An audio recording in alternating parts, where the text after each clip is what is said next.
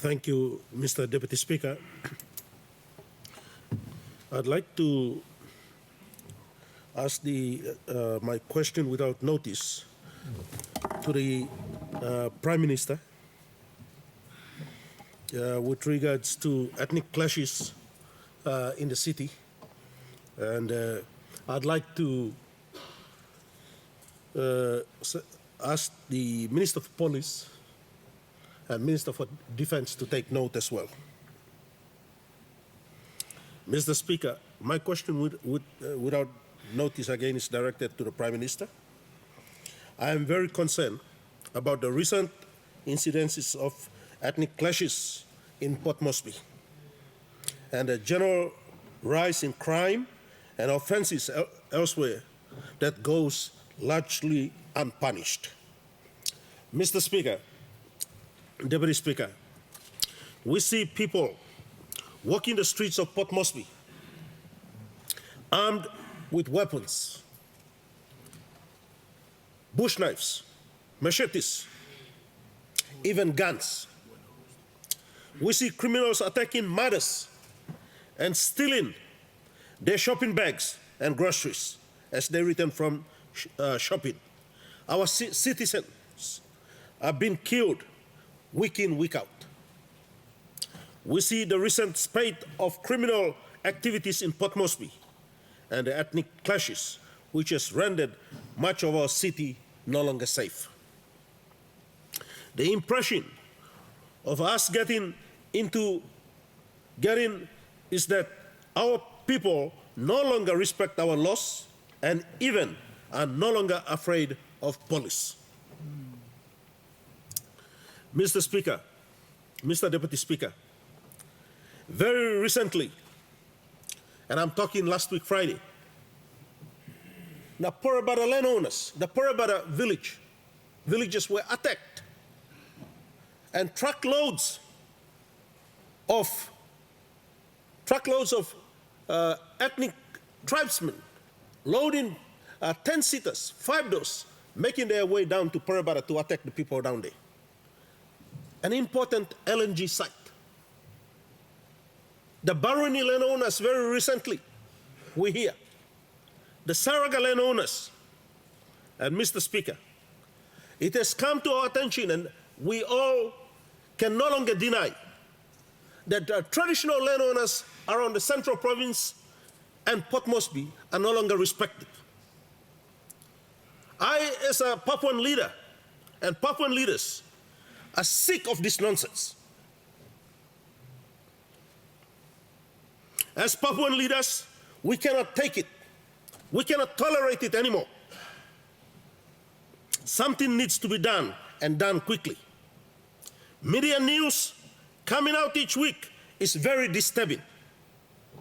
The spillovers from the Highlands provinces and districts have now tarnished the image of our city.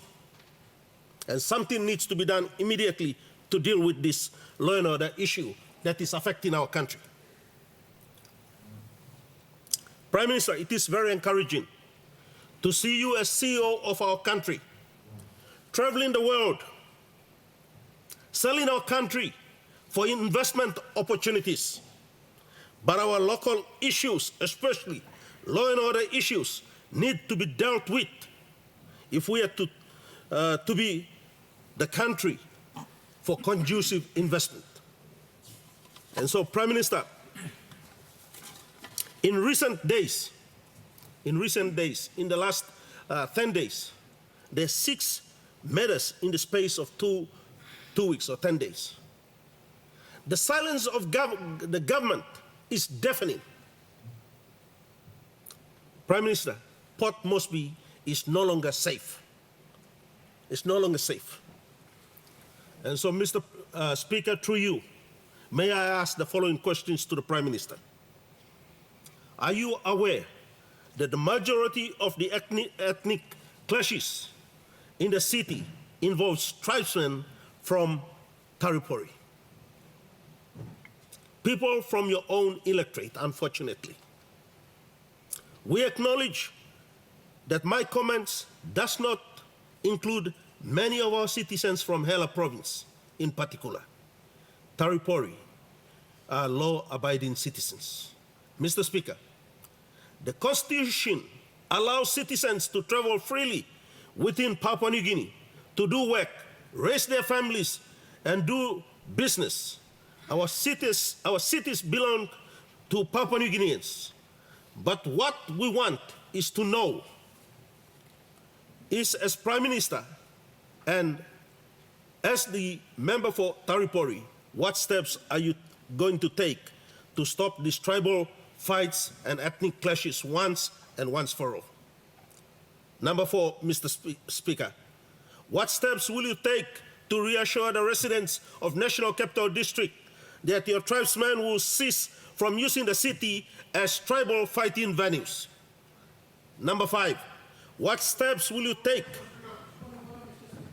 Honorable Member, we have a point of order. We have the member for Goroka who raised first to raise a point of order. So, Can the deputy opposition leader rephrase his word and ask the Prime Minister with respect and do not use any tribal or certain tribes to describe this situation in Port Moresby? We understand the current situation. It's a very delicate situation, but can the Speaker rephrase his question, please? Honorable Member, Minister, your point of order is in order. I will ask the Deputy Opposition Leader to refrain from naming a particular tribe in a question that it might raise any. So I'll ask him to refrain from that and direct the question. Thank you. Mr. Deputy Speaker, that's why I rephrased and I used the word ethnic group, particularly. Number 5, what steps will you take to reassure our mothers and families who go shopping that they will not have their families who are going out shopping, that they will not have their groceries and bags snatched away? Mr. Speaker, number 6, what steps is your government taking to ensure all the buses and taxis respect and abide by the traffic rules? And number 7, finally, Mr. Speaker, can the Prime Minister outline his government's plan to address the general rise in crime and lawlessness in this country? Fear is an issue that is in the hearts of our people, especially in the city, and we need to assure our people, and especially the women, that they can trust the government with this issue pertaining to law and order issues. Thank you, Mr. Speaker. The Honorable Prime Minister. Thank you, Mr. Deputy Speaker. Let me thank the Deputy Opposition Leader for asking a very good question. In fact, a very important question. Safety in Port Moresby and safety in our country is in the interest of all of us in our economy. And I think the Deputy Opposition Leader has asked a very important question. Let me reply by firstly indicating that our government is very serious about law and order, as indicated in the manner in which we have restructured. We have restructured our portfolio. Minister that is responsible for the law and order sector. In fact, we brought in police and CIS under one minister, renamed it the Internal Security Minister, to ensure that the left and right hand of law enforcement and rehabilitation of those who are caught is made easier by one minister having an oversight. That is a clear indication to the country that we are very, very serious about law and order in this country. Whether it is Tari-Pori, and I accept the fact that they got good opposition leader, deputy opposition leader, has labeled Tari and Pori people in his raw, naked form.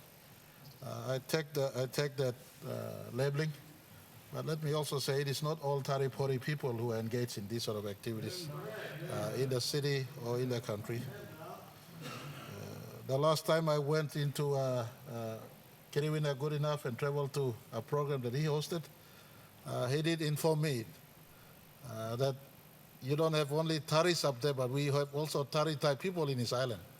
And lo and behold, some people wielding bush knives stepped out of the bush and they were trying to block us. So I do accept that maybe Taris are in the greater number in these labeling games, and we accept this one. I give you my assurance that not all my tribesmen are engaged in these activities, but that is not to say we cannot act on this sort of thing. I think the principle of the question is in order. We must take steps to address this sort of thing. And let me answer him by asking this. We have laws that go to the moon and come back. The other day I was telling the internal security minister and the ministers that deal with the domestic aspect of our security. Mr. Police Commissioner, we don't need to call you every time an incident happens for you to make an arrest. We don't need to call you. It's your day job, for goodness sake. It is a day job. It is a night job. You've signed up to this to have a handle on this sort of thing. Whether it is a Tari person or it is a person from the planet Moon or whatever it is, get on with getting this business done in making some arrests. And so he has reported back to us on what needs to be done. I told him that if you want your deputy commissioners, pick a deputy commissioners for the sake and restore police. Police is the easiest place for discipline to be brought down from the top down. So it's not as if we're not working. You know, sometimes we are silent because Prime Minister cannot be issuing instruction all the time. Someone is paid to do this job. And I'm sure the incident that happened yesterday or the last week incident is not the first time. Incident happened in Port Moresby. It has been happening for the last 20, 30 years as a result of urban migration into our major urban areas. And so we are working. I give assurance to the Deputy Opposition Leader who's asked this important question and to our country. We are very serious about addressing law and order. And the indication of lack of police ability to police law and order is the lack of arrest happening in Port Moresby. If it is not happening in Port Moresby, God help us, elsewhere it is not happening. So we're not trying to approach from a cut and paste piecemeal approach. We're stepping back now in a holistic manner. We've given instruction for police recruitment to start to take place next year onwards so that we get up police number up to 10,000 in the next 10 years. At the moment, for instance, our police force has a force strength of around 6,000. If you look at our population, possibly at 9 million, if it is 9 million, that's one police to a population of 1,500. That is statistics that is not good for us. And so we've given indication from us now going forward for the next 10 years, we should be systematically improving police to a 10,000 police force, and we're working towards this space. In the immediate need for us to arrest some of these occasional law and order incidents that spiral out of hand, let me also take this time to this question. Next year, when we do census proper, we will take stock of all population we have in our country. We will take stock of all population. We want to have an ID-based knowledge of every citizen in our country to assist police also to pinpoint those who cause problem we can easily identify. Some of these measures may include like places like Port Moresby and Ley and in the urban areas. People who migrate into the urban areas, there must be a reason why you migrate into the areas. But no reason to come in, you're coming for a holiday. We have to know where is your address in the city. So I think the reordering of our society for proper accountability of people moving around is important. So these are conversations that are currently being discussed so that we could make our country a safer place. We take accountability for who is moving in and out, what is happening, and working with, for instance, the city municipals, our city government here, our Ley City Authority, Hagen City Authority, Kokopo City Authority, some of our urban areas, where currently we see places like, for instance, even places like Alatau.